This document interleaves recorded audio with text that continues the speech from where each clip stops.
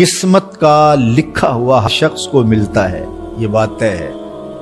مجھے اور آپ کو وہی مل رہا ہے جو ہماری قسمت میں لکھا ہے، اس سے ایک حبہ بھی، ایک دانہ بھی کم نہیں ملے گا اور ایک زیادہ نہیں ملے گا۔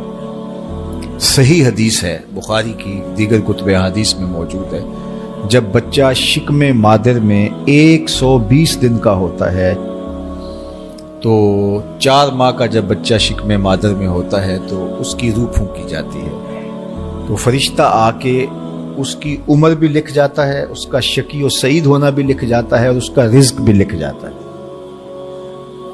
تو رزق جو لکھا گیا وہ ہمیں ملے گا، اور جب جب ملنا ہے تب تب ملے گا۔ جو لکھا گیا ہے وہ بہر صورت ہمیں حاصل ہوگا۔ اب وہ جو ہماری قسمت کا رزق ہے اس کے حصول کا ذریعہ کیا ہے؟ بذریعہ حلال ملتا ہے یا اس کے ذرائع حصول کے وہ حرام ہے؟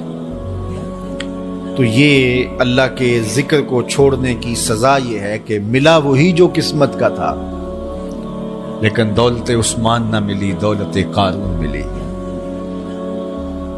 لکھا جو تھا، مقسوم تھا، ملا وہی، ایک دانہ بھی زیادہ نہیں ملا اور ایک دانہ بھی کم نہیں ملا، لیکن اس کی سزا کاٹنی پڑے گی، اس لیے کہ حصول کے ذرائع حرام تھے۔ تو حضرت اکرمہ رضی اللہ تعالیٰ عنہ فرماتے ہیں کسبن حرامن، تو معیشت تنگ کیسے ہوتی ہے؟ بندہ کہتا ہے کہ یہ تو بڑا کما رہا ہے، لیکن کما بذریعہ حرام رہا۔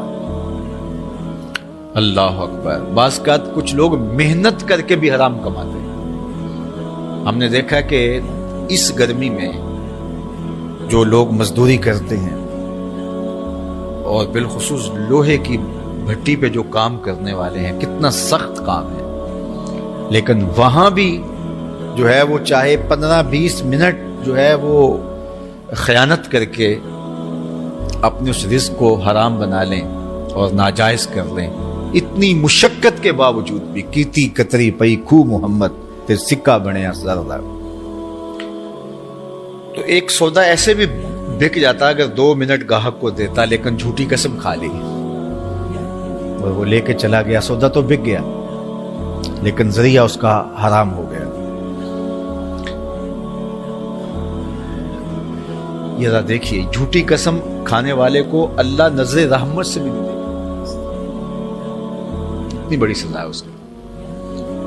اور نہ بکتا کوئی اور آ کے لے جاتا، جو قسمت میں لکھا ہے وہ تو آپ کا ہر صورت میں ہوگا، لیکن کچھ لوگوں کو اللہ کے ذکر کو چھوڑنے کا نتیجہ یہ ملتا ہے کہ پھر وہ ان کے ذرائع آمدنی جو ہوتے ہیں، محنت کے باوجود بھی کسب حرام ہو جاتا ہے کسی نہ کسی وجہ سے۔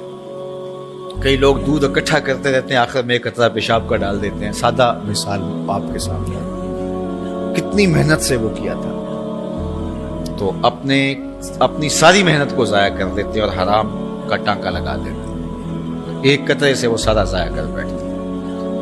تو یہ اللہ کے ذکر سے منہ موڑنے کا نتیجہ ہے۔ جب تمہارے دل اللہ کی یاد سے خالی ہو جائیں گے، تمہاری زندگیوں میں قرآن نہیں ہوگا، تمہاری زندگیوں کے اندر اسلام کے اجالے نہیں ہوں گے، تو پھر نتیجہ کیا ہوگا کہ معیشت دنک کیا ہے؟ کسبن حرامن۔ دوسرا معنی کہ تنگ زندگی، تلخ زندگی، جو حضرت عبداللہ ابن عباس سے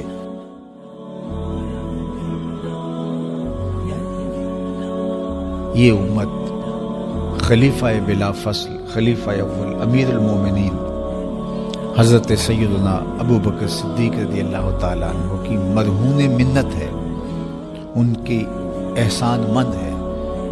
اقبال نے کہا تھا امن الناس بر مولائے ما، کلیم اول سینائے ما، ہستی او کشت ملت راچو ابر، ثانی اسنین و غار و بدر و قبر۔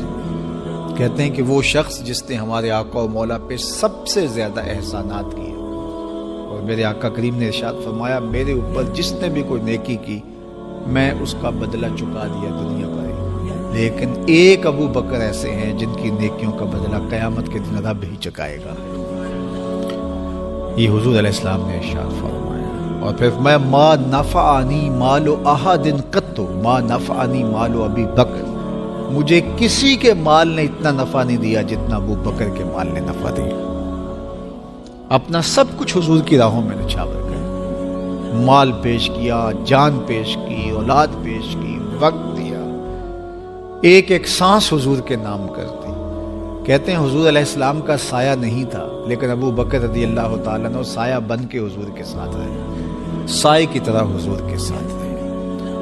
بدر کے ساتھی، حضر کے ساتھی، سفر کے ساتھی، غار کے ساتھی، حد ہو گئی مزار کے ساتھ رہے. اللہ اکبر. ایک دن حضور ایسے نکل رہے ہیں مسجد نبوی سے تو کوئی لوگ داخل ہو رہے تھے، تو حضور کے دائیں ہاتھ میں ابو بکر کا ہاتھ تھا، بائیں میں حضرت عمر کا ہاتھ تھا. تو حضور ایسے دونوں کے ہاتھ پکڑ کے باہر نکل رہے تھے، تو کسی کو اندر آتے دیکھا تو اس کو دیکھ کر کے کہا قیامت کے دن ہم قبروں سے یوں ہی اٹھائے جائیں گے.